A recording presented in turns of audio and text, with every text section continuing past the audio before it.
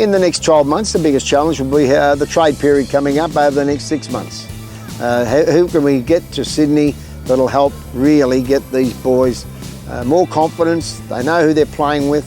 We need another 3 or 4 very experienced players in that bracket around about 25 years of age. And there'll be some of them coming up between 25 and 27 that with under the rules of the AFL are possibles to be traded after spending 8 years or 10 years at their respective club. And I think that's achievable.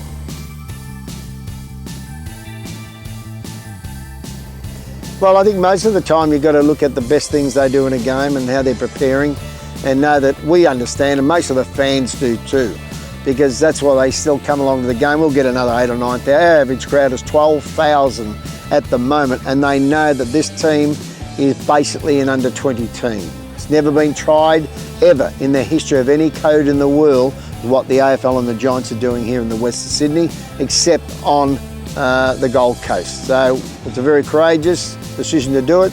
The fans know it'll take a while, and I think in the end that's one of the pleasing aspects for a person who's spent a lifetime in football like myself to be involved in this, to make sure they get carried through to that 3rd, 4th and 5th year as a coach or an assistant in this club. Look, I think that the most important thing is to have a ball in your hand all the time, to get a feel with your hands and bouncing the ball and hand passing and learning to kick left and right foot and handball left and right hand, even at 8 years of age.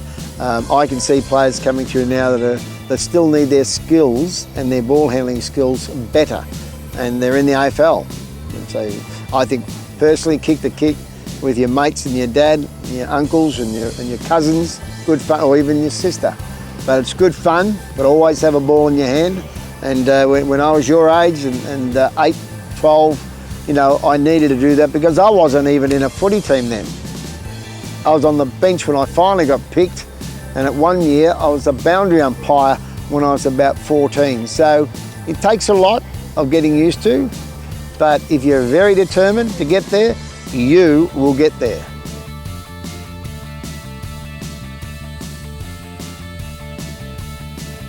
I think the Giants of today will be remembered for their courage to play every week against somebody that is either more experienced than you by 100 games or even 200 games. I think they're very courageous, the players at the Giants, because they've collectively left their homes to come to live in Sydney in the West and develop a club here.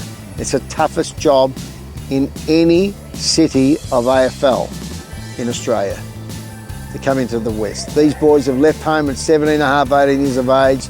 They've had to change their whole lifestyle, get out of their comfort zone.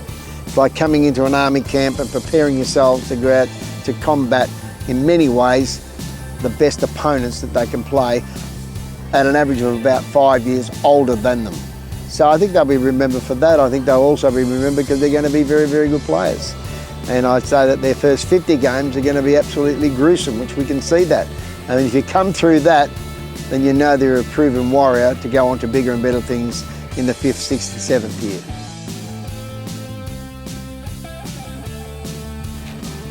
I've always felt that other than talent, and being at the Hall of Fame recently, and players got up like Matthew Lloyd and West from the Western Bulldogs and Footscray Club, Royce Hart, these players, they have a very, very single-minded determination and focus. No one was going to move them off their journey at any stage.